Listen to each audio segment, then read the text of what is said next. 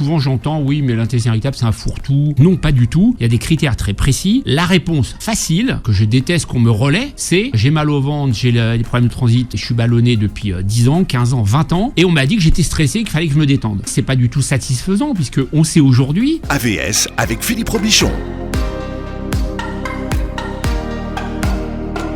Alors AVS, vous le savez, ça veut dire à votre santé. Aujourd'hui, ça veut dire à votre intestin irritable, à votre syndrome de l'intestin irritable. C'est notre sujet aujourd'hui avec le docteur William Beriby. Bonjour doc. Bonjour Philippe. Vous êtes gastro-entérologue et pathologue, créateur du concept de médecine microbiotique, le chaînon manquant. Tout à fait. Qui ne vient pas se substituer à la médecine générale, mais qui vient l'épauler dans la prise en charge médicale classique. Vous êtes le créateur du podcast Merci Docteur et de la première chaîne YouTube dédiée aux pathologies digestives. Vous êtes très actif sur les réseaux sociaux, notamment sur votre compte Instagram qui s'appelle Docteur Dr William Beriby. Dr William Beriby. Et vous avez été nommé ambassadeur du projet French Gut. Où on en est de la collecte ? Alors on en est aux dernières nouvelles à 16 000. Donc le French Gut, en 2 mots, si vous voulez, Philippe, c'est la collecte de sel de 100 000 Français d'ici 2027. Donc on est à 16 000 sur 100 000. Et donc j'invite tout le monde à donner ses sels, puisque c'est évidemment gratuit. Et vous recevez un kit chez vous. Heureusement que c'est gratuit, faut me rassurer. Gratuit, vous ne demanderez plus que ce soit payant. Non, mais parce qu'il y a beaucoup de personnes sur les réseaux, sur mon compte Instagram, qui me demandent s'ils vont avoir leurs résultats individuels. Donc je leur explique que non, puisque c'est un travail collectif de l'INRAE, le Grand Institut de Recherche. Le but étant, à partir de 2027, de développer une étude du microbiote fécal fiable, alors qu'aujourd'hui les tests sont pas du tout fiables et pas du tout exploitables, et de développer de nouveaux probiotiques. Donc c'est une grosse avancée pour la recherche à partir de 2027, et on en est à 16 000.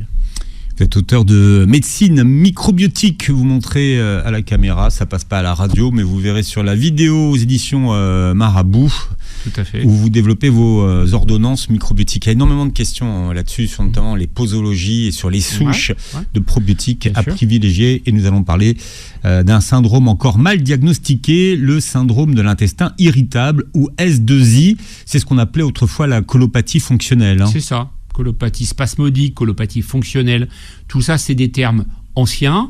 Le S2I, syndrome de l'intestin irritable, donc, a été matérialisé et défini d'une façon très précise depuis maintenant une quinzaine d'années par les critères de Rome, qui sont des critères diagnostiques. Alors, ce qu'on appelle la fondation de Rome pour tout le monde, parce que quand on dit les critères de Rome, il y a eu des plateformes et plein de choses. Voilà. Mais il y a des critères de la fondation de Rome, qui est un organisme indépendant de recherche en gastro-entérologie américain. Et donc, il y a décrit précisément les différentes formes de syndrome de l'intestin irritable, et qui a mis les différents caractères, et notamment les symptômes pour les définir. Alors, voilà. Alors, là, c'est très précis, et il faudrait un petit peu casser l'idée que c'est un fourre-tout. Parce que souvent, j'entends, oui, mais l'intestin irritable, c'est un fourre-tout. On met ça on pose ce diagnostic-là quand quelqu'un a un trouble digestif, quel qu'il soit. Donc non, pas du tout. Il y a des critères très précis.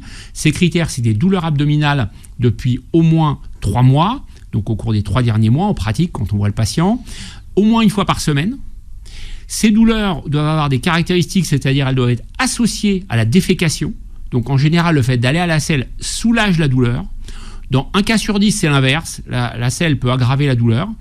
Et il y a des troubles du transit, c'est-à-dire qu'on va avoir modification du transit, soit sous le nombre de selles, donc la fréquence, soit concernant la consistance.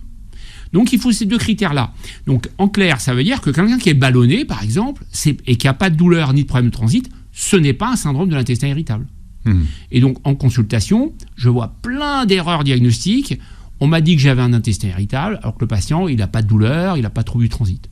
Donc c'est très important, parce que c'est ça qui va déterminer quel va être le process, quelle va être la démarche qu'on va suivre pour compléter donc le diagnostic par les examens complémentaires et avoir le bon traitement. Alors, ce qu'il faut comprendre, c'est qu'il y a beaucoup de retard au diagnostic. Qu'est-ce qui rend le diagnostic si compliqué ? Malheureusement, c'est une connaissance insuffisante des médecins. Il faut être tout à fait clair. Alors, pas que des médecins, il y a aussi les naturopathes qui, très souvent, posent ce diagnostic à des patients. Je rappelle que les naturopathes, je ne vais pas me faire des amis, mais c'est pas grave, ils ont une formation de 6 mois à 12 mois contre 10 ans pour un médecin. C'est factuel, donc c'est pas un jugement de valeur. Alors, pas tous, il y a des bons naturopathes. Bien sûr. Bon. La formation de base, si vous voulez, Philippe, elle peut être de 6 mois seulement. C'est-à-dire vous pouvez avoir un diplôme de naturopathie au bout de 6 mois. Donc la moyenne, c'est 6 mois. Il y en a qui font 12 mois. Et puis il y en a qui continuent à étudier et à développer leurs connaissances. Il y en a quelques-uns, tout à fait. Je les connais et je travaille avec eux. Mais ce n'est pas la majorité, malheureusement. Donc il y a ces erreurs diagnostiques-là. Donc méconnaissance des critères de Rome, donc justement. L'impossibilité pour les naturopathes de prescrire les examens qui vont permettre d'éliminer les diagnostics autres, c'est-à-dire les examens de sel, la prise de sang, la coloscopie, qui sont très importants, puisqu'il faut écarter d'autres diagnostics, comme la maladie de Crohn, par exemple. Et donc, si on fait la bonne démarche, qu'on connaît les critères de Rome, qu'on prend le temps de poser les questions, les bonnes questions, et qu'on fait les examens adaptés pour éliminer les autres pathologies, eh bien, on pose le diagnostic. Et là, une fois que c'est posé, et qu'on connaît la médecine microbiotique, pour traiter, c'est beaucoup plus simple, et ça marche. Enfin, il y a beaucoup de patients qui sont en errance thérapeutique, parce qu'ils n'ont pas été diagnostiqués par leur médecin généraliste, qui leur a dit, bon, vous êtes trop anxieux, vous avez beaucoup trop de stress, donc en fait, tout à fait. Donc on est passé à côté aussi du diagnostic. Donc il y a les naturopathes peut-être, mais il y a aussi les médecins généralistes qui sont passés à côté du diagnostic. Absolument, je partage totalement cette affirmation, puisque effectivement, la réponse facile que je déteste entendre en consultation, que je déteste qu'on me relaie, c'est: j'ai vu mon médecin, voilà, j'ai mal au ventre, j'ai des problèmes de transit, je suis ballonné depuis 10 ans, 15 ans, 20 ans. Les patients que je vois, ils sont en errance depuis 10, 20, 30 ans parfois. Et on m'a dit que j'étais stressé, qu'il fallait que je me détende. Donc, si vous voulez, c'est pas du tout satisfaisant, puisqu'on sait aujourd'hui qu'il y a des véritables mécanismes sous-jacents, connus, notamment la dysbiose intestinale, donc le déséquilibre du microbiote intestinal, qui joue un rôle prépondérant dans le développement de ces maladies. Le problème aujourd'hui, si vous voulez, c'est que connaissant le rôle central du microbiote intestinal, et sachant aussi que le microbiote intestinal n'est pas connu des médecins, très mal en tout cas. Donc pourquoi ? Parce que c'est relativement récent, qu'on a identifié sa composition qu'en 2008, etc., etc. Et puis probablement par un manque de formation continue de certains. Donc moyennant quoi, on se retrouve dans une situation où le diagnostic facile, c'est vous êtes stressé, le patient, il se retrouve un peu dans la nature, puisqu'on lui dit ça, il est un peu perdu, et là, il va commencer à chercher par lui-même, puisque la médecine lui a dit « on ne peut rien faire pour vous », en gros. C'est ça le discours que j'entends tous les jours. Et là, ils vont aller par eux-mêmes sur Internet, sur les réseaux, etc., et vont tomber dans des circuits plus ou moins sérieux. Alors, c'est pas du tout une maladie rare. Non, pas du tout. C'est même plutôt fréquent comme syndrome. C'est très fréquent, puisqu'on estime, donc c'est une estimation, puisqu'on n'a pas identifié les 5 à 10 millions de Français, donc c'est entre 5 et 10 millions de personnes.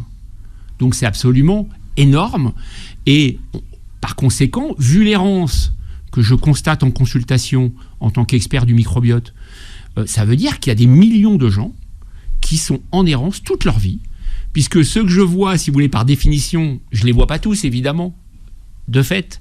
Donc il y a des gens qui ne seront jamais diagnostiqués.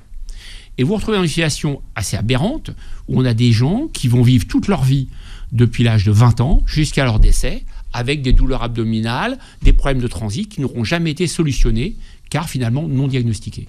Donc c'est assez fou quand même. Alors le sexe joue un rôle prépondérant dans l'apparition des symptômes. Il semblerait que les hormones sexuelles féminines joueraient un rôle crucial dans l'incidence de la maladie. Tout à fait.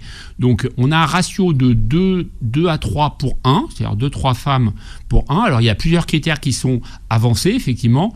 Il y en a un certain nombre. Il y a les facteurs hormonaux, bien évidemment, avec les cycles. Il y a l'endométriose, qui joue un rôle important aussi, puisqu'on sait aujourd'hui que et l'endométriose, c'est une pathologie assez fréquente aussi. Maintenant, on la diagnostique de plus en plus avec l'IRM pelvienne. En janvier, il y aura un test salivaire, d'ailleurs, remboursé pour le diagnostic de l'endométriose. Donc ça, c'est sûr, c'est certain. Ça, c'est sûr, janvier 2025. Et alors, vous qui n'êtes pas du tout pour les tests de... Ah non, ça, c'est un vrai test. Ça, c'est un vrai test que j'ai publié, d'ailleurs, il y a 2 ans, un travail sur le test salivaire dans l'endométriose. Et là, donc maintenant, le test a été homologué et va être remboursé en janvier 2025. D'ailleurs, je me permets un commentaire. Ce que je dis à mes patients très souvent, je dis attention, les examens qui ont un sens médicalement parlant, dans 99,9% des cas, ils vont être remboursés. Parce qu'on va faire des demandes de remboursement. Ils vont être analysés et homologués. Donc méfiez-vous, quand ce sont des examens non remboursés, ça veut dire que dans la très grande majorité des cas, ce sont des examens qui n'ont aucune validité scientifique. Mais donc 2,5%, enfin 2 fois 0,5% non, 2-3 femmes pour un homme. Voilà. 2-3 femmes pour un homme, donc facteurs hormonaux, l'endométriose, bien évidemment.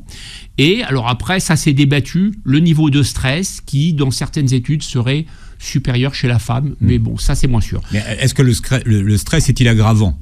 Alors le stress, c'est un paramètre. C'est pas du tout une maladie du stress. L'intestin irritable, ce qu'il faut bien comprendre, c'est que c'est un défaut de communication intestin-cerveau. C'est-à-dire qu'en gros, vous avez deux acteurs. Vous avez le microbiote intestinal qui est en dysbiose. Donc il est déséquilibré d'un côté. Alors il est déséquilibré par plein de facteurs. Ça peut être justement un stress chronique lié à la vie personnelle. Ça peut être une alimentation inadaptée, des aliments industriels, etc., etc.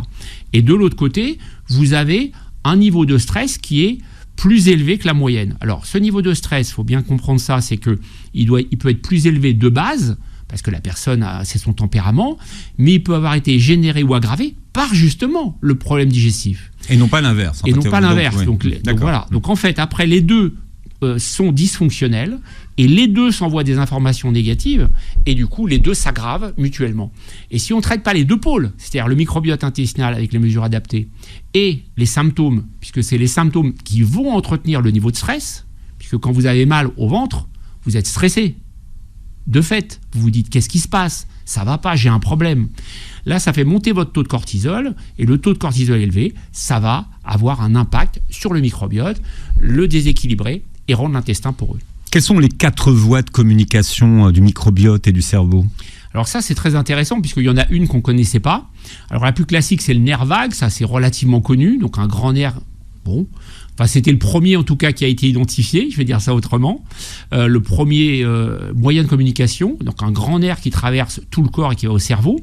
Le deuxième, c'est les hormones. Il y a des systèmes hormonaux. D'ailleurs, la meilleure preuve, c'est que 90% de la sérotonine, la fameuse hormone du bonheur, est fabriquée par le microbiote intestinal. Le troisième, c'est la voie immunitaire. Et là aussi, autre preuve, on a 80% de notre immunité, de cellules immunitaires, dans l'intestin. Et donc, quand il y a une inflammation et une dysbiose, ça crée un état inflammatoire chronique qui va avoir un retentissement sur le cerveau. Et le dernier, qui est moins connu, c'est les bactéries elles-mêmes. Et donc, on a découvert récemment que les bactéries elles-mêmes, des fragments des bactéries, passaient dans le sang et allaient directement dans le cerveau. Mais elles passent dans le sang parce que l'intestin est poreux. Voilà, donc là, c'est lié. Alors, il y en a une partie qui peut passer, mais globalement, oui, c'est parce que l'intestin est poreux et qu'il y a une inflammation de bas grade, que ces bactéries, donc pathogènes, c'est des bactéries pathogènes, donc nocives, eh bien des fragments vont passer et vont aller au cerveau et vont participer au développement de certaines maladies, comme la maladie d'Alzheimer, par exemple. Alors, on consacre une émission complète au syndrome de l'intestin irritable avec mon invité, le docteur William Bérébi, gastro-entérologue et hépatologue, créateur de la médecine microbiotique et passionné par le microbiote. Et alors, ce syndrome de l'intestin irritable, à ne pas confondre avec un autre syndrome qui est le syndrome du côlon irritable. Alors, c'est la même chose en fait. Ah, c'est la même chose ? C'est la même chose. Hein. Ça, c'est d'anciens termes, côlon irritable, on disait ça. Bon. Avant, on parlait de côlon irritable. Maintenant, c'est devenu syndrome de l'intestin irritable, mais c'est la même chose. Il n'y a pas de différence. À quel âge ça apparaît ? Parce que vous avez parlé de 20 à alors... Oui, en général, c'est entre 20 et 30 ans. C'est assez jeune. Hein. Et donc, ça va évoluer. Alors, les errances, elles sont très longues, puisque en moyenne, dans les études, on a entre 10 et 15 ans entre le moment des premiers symptômes et le diagnostic. Et c'est effectivement ce que je vois en consultation. C'est entre 10 et 20 ans entre eux. Alors, c'est assez, ça fait presque peur, je dirais. Hein. Il s'écoule 10 à 20 ans. En moyenne, c'est 15 ans dans les études, entre les premiers symptômes et le diagnostic. Mais est-ce que c'est un syndrome bien connu et est-ce qu'on sait précisément pourquoi il y a ce syndrome ? Oui, alors aujourd'hui, ça reste encore un peu mystérieux. Ah non. On sait ce que c'est et il est parfaitement défini, encore une fois, avec ces fameux critères. Donc, on va faire des examens pour confirmer. Donc, on va faire une prise de sang pour rechercher les anticorps de la maladie cœliaque, par exemple, pour vérifier que la thyroïde marche bien, etc., etc. On va faire des examens de sel quand la personne a la diarrhée, quand le patient a la diarrhée. Alors là aussi, je fais un commentaire. Aujourd'hui, je vois des prescriptions assez folles d'examens de sel chez des gens constipés. Alors sachez que ça n'a absolument aucun intérêt de faire des examens de sel chez les personnes constipées. Pourquoi ? Parce que quand on fait des examens de sel, on les fait pour rechercher une infection ou une inflammation. Or, une infection ou une inflammation, ça ne donne pas la constipation, ça donne de la diarrhée. Donc, ça ne sert strictement à rien. Et c'est quelque chose qui est en train de se développer. Je vois de plus en plus de patients arriver avec des examens de sel alors qu'ils sont constipés. Voilà. Donc ne les faites pas, ça ne sert à rien. Donc on sait ce que c'est. On va faire une coloscopie dans certains cas. Ça va dépendre de l'âge, ça va dépendre si c'est une forme diarrhée ou pas, etc. Et le diagnostic est posé. Donc si c'est bien fait, on sait ce qu'on a et on sait ce qu'a le patient. Premièrement, une fois qu'on a dit ça, quels sont les mécanismes ? Alors, les mécanismes sont connus, c'est-à-dire qu'il y a le déséquilibre de l'axe intestin-cerveau, donc il y a une dysbiose au départ. Il y a un niveau de stress un peu plus élevé. Alors dysbiose pour tout le monde. Dysbiose, déséquilibre du microbiote, ça veut dire que il y a plein de facteurs, notamment l'alimentation, et donc vous allez avoir un déséquilibre, c'est-à-dire que vous allez avoir les bactéries amies qui vont devenir moins importantes que les bactéries ennemies. Vous avez un déséquilibre, donc les bactéries inflammatoires ou ennemies vont un peu prendre le dessus, et ça va participer au fait que le microbiote va envoyer des informations négatives au cerveau, et ça va générer les symptômes. Mais il n'y a pas que ça. Vous avez aussi la pullulation bactérienne, c'est-à-dire trop de bactéries, donc qui peuvent être dans le côlon et qui peuvent être dans l'intestin grêle. Alors là aussi, c'est une erreur très fréquente, c'est d'opposer le S2I, donc l'intestin irritable, au SIBO. Je rappelle, le SIBO, c'est une pullulation de bactéries dans l'intestin grêle, ça veut dire Small Intestinal Bacterial Overgrowth. Et donc ce SIBO, c'est pas SIBO ou S2I, puisque dans 40% des cas, dans le S2I, vous avez une pullulation de bactéries dans l'intestin grêle. Donc ça n'a pas de sens de dire vous avez ça ou ça, puisque près d'une fois sur deux, c'est associé. Donc voilà, donc ça c'est un truc de mode aussi entre guillemets. Donc on peut avoir souvent les deux. Souvent les deux. Près d'une fois sur deux, vous avez les deux. Et c'est pourquoi dans le traitement, il faut bien vérifier qu'on a les critères de Rome, puisqu'on va toujours commencer, je vais toujours commencer par traiter le S2I, et c'est en fonction de l'évolution du S2I que je vais éventuellement traiter la pullulation de bactéries dans l'intestin grêle dans un second temps. Parce que dans l'ordre, il faut plutôt utiliser les probiotiques en premier et les antibiotiques en deuxième. Et oui, parce que si on vous diagnostique, on vous surdiagnostique un SIBO, sans prendre les précautions requises, on va vous donner des antibiotiques. C'est la rifaximin, le traitement de base. Alors il y a plein de plantes qui sont proposées par des praticiens. Ces plantes n'ont fait l'objet d'aucune validité scientifique. Donc le traitement de base, ça va être l'origine pauvre en FODMAP et la rifaximin. Donc si vous avez une dysbiose d'intestin irritable et que vous donnez des antibiotiques, vous allez aggraver la dysbiose. Donc il faut d'abord corriger le S2I et en fonction de l'évolution, on va ajouter éventuellement une cure d'antibiotiques. Dans cet ordre-là. Le microbiote n'aime pas trop les antibiotiques. Le microbiote n'aime pas du tout les antibiotiques. C'est bien pour ça. Il faut comprendre ça. Ouais. Voilà.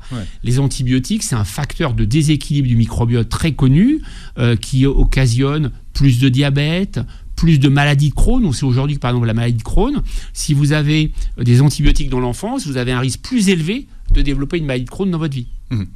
Vous avez parlé de diarrhée, de constipation, mais il y a plusieurs styles de syndrome de l'intestin irritable. Donc, alors, il y a des lettres. Voilà, donc S2ID, S2IC ou S2ICD. Donc, vous pouvez avoir une diarrhée. Donc, c'est D. Voilà, D. Constipation, c'est C. S2IC ou S2ICD.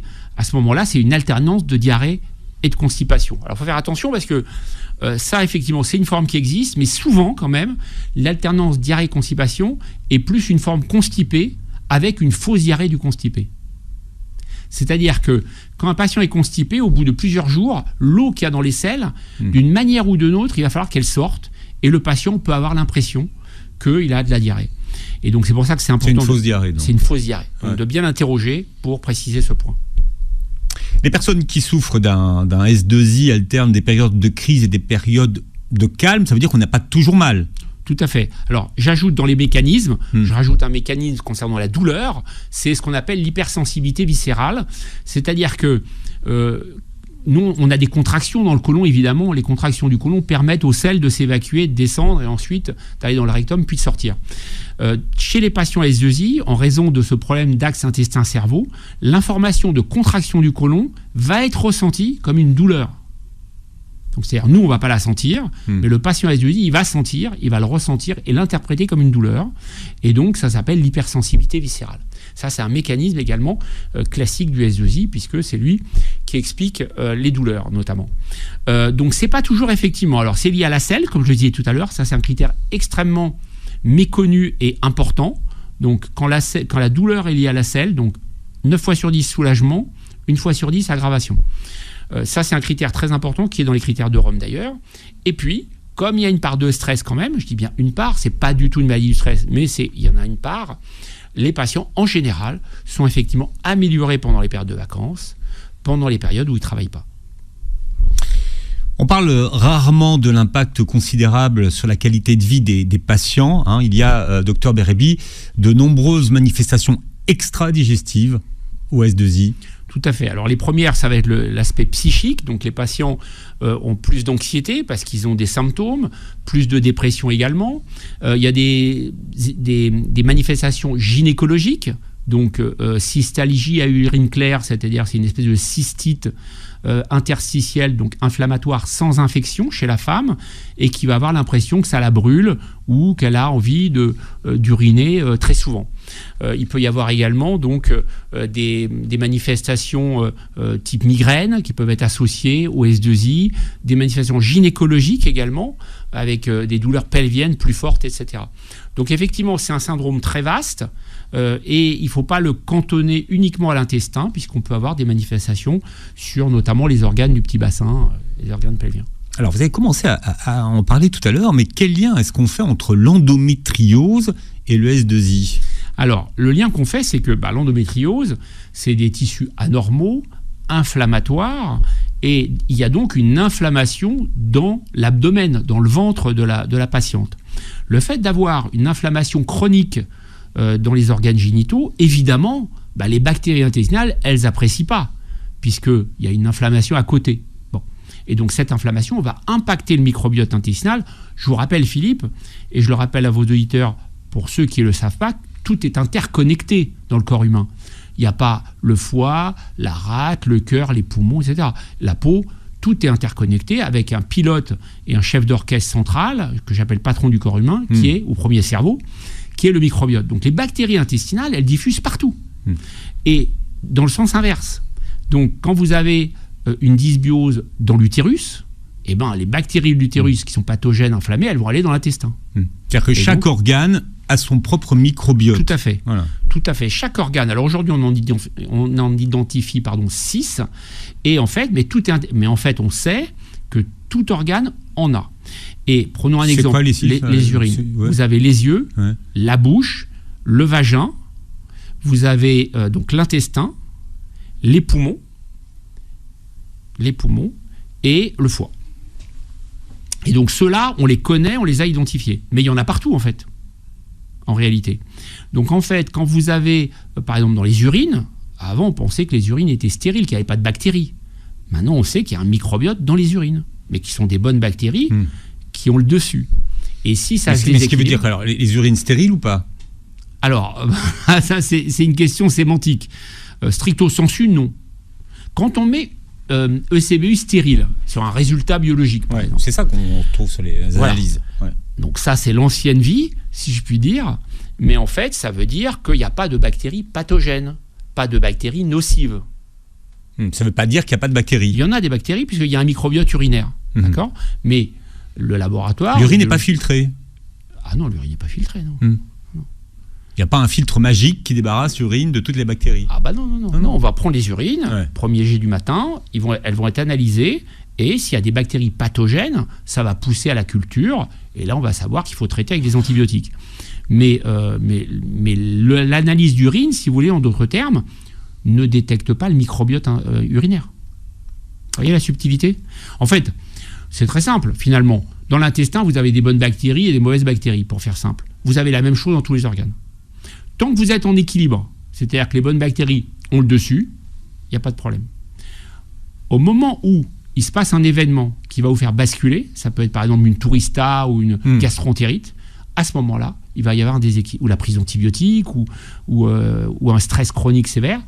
À ce moment-là, ça se déséquilibre, et c'est là qu'apparaissent les pathologies. Qu'est-ce qu'on sait du lien qu'il peut y avoir entre un syndrome de l'intestin irritable et le développement d'un cancer du côlon ? Est-ce qu'il y a des études qui sont faites là-dessus ? Oui, c'est une question qui revient souvent. Oui, c'est une question très intéressante d'ailleurs. Alors on sait aujourd'hui parfaitement, par les travaux de recherche, encore une fois, il ne sert à rien de faire une étude du microbiote fécal aujourd'hui. On aura un test dans quelques années qui sera fiable. Mais aujourd'hui, ça n'a pas d'intérêt. Dans le cancer du côlon, on sait qu'il y a une signature microscopique caractéristique. C'est-à-dire que les patients qui vont développer un cancer ont un microbiote intestinal d'un certain type. Qu'on connaît. On sait que voilà, on est dans un laboratoire de recherche, on prend le microbiote de quelqu'un qui a un cancer du côlon, on va le regarder, et c'est pas le même que quelqu'un qui n'a pas de cancer du côlon. Ça, c'est clair. Alors ça va plus loin. Et c'est ça un peu la médecine du futur. Donc la médecine microbiotique dans le futur, elle va exploser dans les années et les décennies qui viennent. Parce que qu'est-ce qu'on va faire ? On va être en capacité de prendre le microbiote de quelqu'un, de l'analyser et de savoir si oui ou non il a un risque de développer un polype potentiellement cancéreux. Ce qui veut dire qu'on saura par un simple examen de sel si le patient doit ou pas avoir une coloscopie. Voilà une application pratique. Mais ça, on ne peut pas encore le faire aujourd'hui. On ne peut pas le faire encore aujourd'hui. C'est trop tôt. Ouais. Le French Gut va beaucoup nous aider, mais ça va mettre encore quelques années. Et voilà, c'est un exemple, si vous voulez, d'application pratique de la médecine microbiotique qui va changer complètement la prise en charge, puisqu'on va détecter les patients et on va diagnostiquer plus tôt les cancers. Voilà, et on parle du S2I, le syndrome de l'intestin irritable, ce matin avec mon invité, le docteur William Berby. Pourquoi on parle de syndrome d'ailleurs ? Parce que si on disait maladie, dans maladie, on va associer en général des lésions organiques. Or, la grande particularité du syndrome, et ça c'est important de le dire, c'est qu'il n'y a pas de lésion. Il n'y a ni lésion à la coloscopie, ni examen de sang, de sel ou autre examen qui puisse dire « vous avez un syndrome de l'intestin irritable ». C'est un abus de langage, et souvent je vois d'ailleurs même des comptes rendus de coloscopie, donc de gastro-entérologues, coloscopie normale qui confirme le diagnostic de syndrome de l'intestin irritable. Non, c'est un abus de langage. Le S2I se diagnostique grâce aux critères de Rome et par l'élimination des autres causes. Donc c'est un syndrome, c'est-à-dire qu'effectivement, on n'a pas de lésion, on n'a pas d'anomalie typique sur les examens, et c'est un diagnostic d'élimination, mais avec des critères précis. C'est ça qu'il faut dire et sur le point sur lequel il faut insister. Bien, et si on vous a bien écouté ce matin, c'est une maladie du microbiote.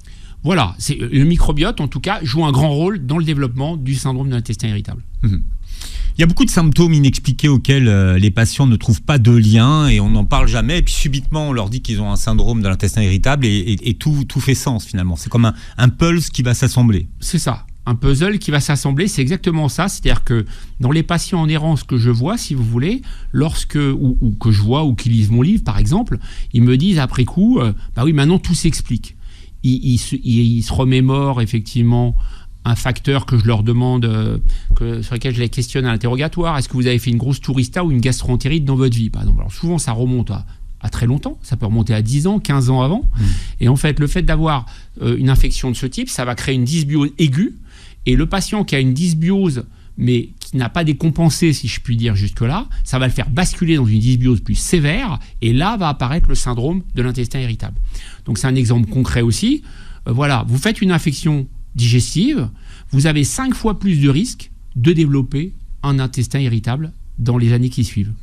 Et donc, mais c'est parce qu'il y a eu infection. Voilà, il y a eu une infection, mais ça peut être la prise d'antibiotiques répétée parce que le patient il faisait plein de sinusite, ça peut être une personne qui mange très mal parce qu'elle consomme beaucoup d'aliments industriels, etc. Les chimios ?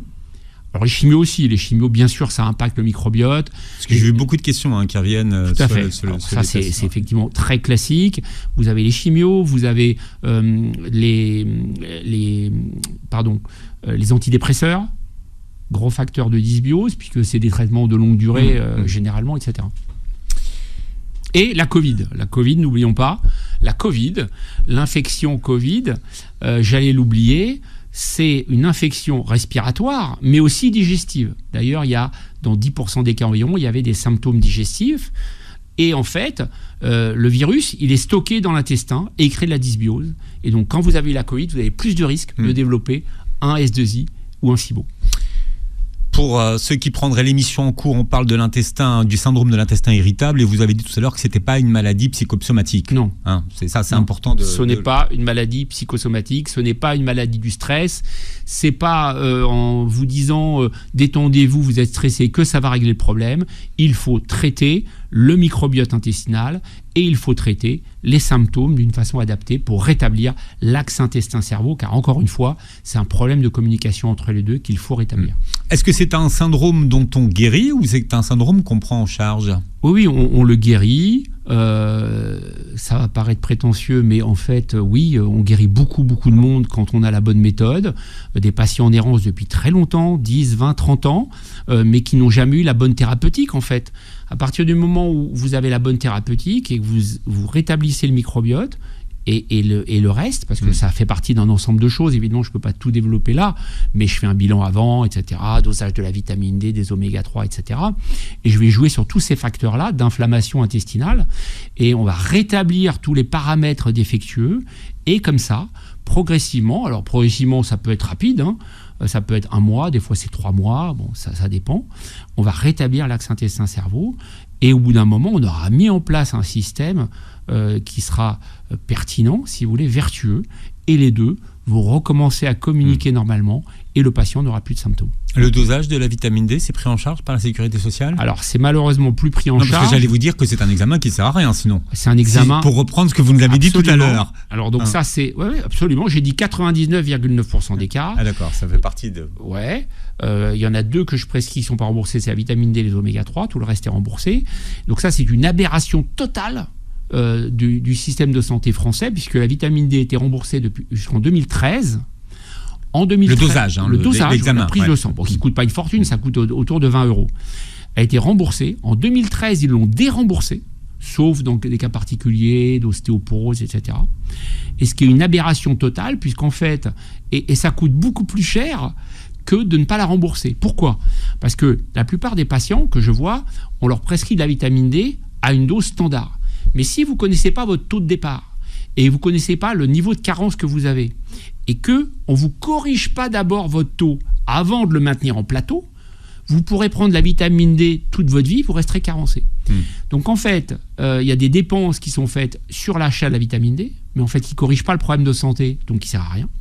Alors que le dosage à 20 € permettrait de donner les bonnes quantités et de régler cette problématique-là. Moi, j'étais très étonné de voir mon toubib qui me prescrivait de la vitamine D alors qu'il ne savait pas du tout quel était mon taux de vitamine D. J'ai dit, mais pourquoi vous me prescrivez de la vitamine D ? Mais du coup, c'est comme ça, au moins on est tranquille. Je dis, on est tranquille de quoi ? Rien du tout. Et vous êtes, la normale, c'est entre 30 et 60. Imaginons que vous soyez à 20 de taux, donc en dessous. Si on vous donne une dose d'entretien, vous allez rester à 20 toute votre vie. Et donc, vous allez être carencé toute votre vie. Alors ça, c'est une des grandes, Philippe, des grandes aberrations des prescriptions que je vois en consultation. Alors, comment vous prenez en charge un syndrome de l'intestin irritable ? Vous commencez par quoi ? Alors, je vais faire un bilan donc des examens complémentaires pour le confirmer. Donc, comme je vous ai dit, examen de sel, coloscopie parfois, des examens de sang. Je vais corriger les anomalies qui ressortent de la prise de sang. Ça, c'est le premier bilan. Alors, comment vous corrigez les anomalies ? Alors, par exemple, la vitamine D, par exemple, les oméga 3, par exemple, un désordre thyroïdien. Un désordre thyroïdien, une hypo, une hyperthyroïdie, par exemple. Bon, ça, c'est moins fréquent que la vitamine D. La vitamine D, c'est très fréquent, c'est 9 patients sur 10 qui a une carence. Et les oméga 3, c'est 8 à 9 sur 10 également. Donc, c'est énorme, sachant que la vitamine D et les oméga 3 sont hyper importants pour lutter contre l'inflammation de bas grade, ce qu'on appelle l'inflammation de bas grade de l'intestin, et qui participe au syndrome. Donc, le bilan, on fait le diagnostic, et après, le but, c'est de rétablir l'axe intestin-cerveau. Donc, correction des carences, axe intestin-cerveau. Donc, je vais prescrire les bonnes souches de probiotiques. Car là aussi, autre anomalie, beaucoup de patients entendent parler des probiotiques et comprennent que c'est important, vont à la pharmacie ou sur les conseils d'une amie, vont commander sur Internet des probiotiques. Sauf que le problème, c'est qu'ils n'ont pas pris les bonnes souches. Alors, c'est quoi les bonnes souches pour le syndrome de l'intestin irritable? Alors, il y en a 6, je ne vais pas toutes vous les donner. Non, si vous pouvez y aller. Hein. Non, mais il y a plein de chiffres. Parce que c'est des questions qui reviennent souvent. Les gens disent d'abord, OK, quelle souche? Alors, je ne vais pas toutes les donner, mais Lactobacillus plantarum 299V, par exemple. Vous avez le Bifidobacterium longum 35824. Ça, c'est des souches. L'ultralevure, donc Saccharomyces boulardii, c'est aussi une souche de probiotique validée. Donc la différence, c'est que ce n'est pas une bactérie probiotique, mais c'est une levure probiotique. Mais c'est le premier probiotique qu'on ait connu, en fait, l'ultralevure. Alors, pour une raison mystérieuse, il a disparu des prescriptions des médecins, alors que les recommandations, c'est que quand vous prenez des antibiotiques, prendre systématiquement un probiotique. Donc ça peut être un probiotique bactérien, et ça peut être l'ultralevure qui est le mieux, puisque c'est pas cher, et ça va permettre d'éviter la dysbiose, enfin d'atténuer la dysbiose liée à la prise d'antibiotiques. Et alors, la fréquence, c'est quoi? Alors après, une fois qu'on a déterminé la souche du probiotique, on en prend sur quelle durée? En général, c'est une gélule par jour, tout simplement. Ouais. On la prend le matin, à jeun, à distance d'une boisson chaude, parce que si on boit chaud brûlant, les bactéries, c'est des bactéries vivantes, faut le rappeler. Elles vont être potentiellement détruites. Donc on prend un verre d'eau et on attend 20 minutes pour son petit déjeuner. Là, on prend son café, son thé, on prend ce qu'on veut. C'est une gélule, il faut qu'il y ait 1 milliard au moins dedans. Alors là aussi, comme il y a une guerre commerciale, c'est à celui qui mettra le plus de milliards dans les gélules. En fait, dans les études, il s'avère qu'à partir de 1 milliard, ça suffit. Et c'est pas besoin d'en prendre 400 milliards pour avoir un effet. Et d'ailleurs, quand on en prend trop, ça peut générer une fermentation éventuellement excessive, surtout s'il y a un SIBO associé.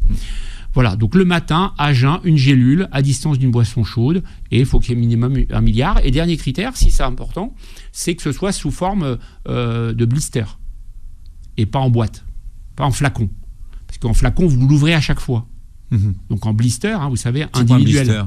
Le blister, c'est les plaques. Les trucs qu'on découpe, là. Voilà. Et vous le prenez un par un, donc comme ça les autres sont protégés des variations de l'atmosphère, etc. Et la conservation, ça c'est également intéressant. Il ne faut pas qu'il fasse trop chaud, puisque les bactéries, elles vont être tuées. Elles sont tuées par le chaud et pas par le froid, contrairement à ce qu'on pense. D'ailleurs, quand on veut stériliser un matériel, on va utiliser une stérilisation à 125 degrés. Donc, en fait, température en dessous de 25 degrés. Donc, bas du frigo, l'été et l'hiver, vous pouvez le laisser dans votre pièce. Comment agissent les probiotiques? Alors, ça, c'est une question très intéressante aussi. Alors, il y a plein de mécanismes. Premièrement, ça va stimuler la fabrication des anticorps. On a des anticorps à la surface de l'intestin qui sont des anticorps sécrétoires, ça s'appelle, qui vont défendre, en quelque sorte, la muqueuse de l'intestin. Premier mécanisme. Deuxième mécanisme, et c'est probablement le plus intéressant, ils vont prendre la place des bactéries pathogènes. D'accord ? Donc, exactement. Donc, vous avez des sites de réception. Les bactéries, elles sont à des certains niveaux de votre intestin. Et quand vous avez donc un déséquilibre, donc le cas présent, c'est l'intestin irritable, eh bien, on va apporter des bonnes bactéries. Donc, c'est des bifidobacterium et des lactobacilles. Et elles vont venir en compétition avec les mauvaises et elles vont prendre la place des mauvaises. Elles les bouffent ? Elles les bouffent pas, elles prennent la place. Elles prennent la place. Parce qu'on en apporte massivement. Ah oui, parce qu'elles sont plus nombreuses. Ouais, elles sont plus nombreuses. D'accord. Et donc, elles vont venir occuper les foyers sur lesquels s'installent les bactéries pathogènes.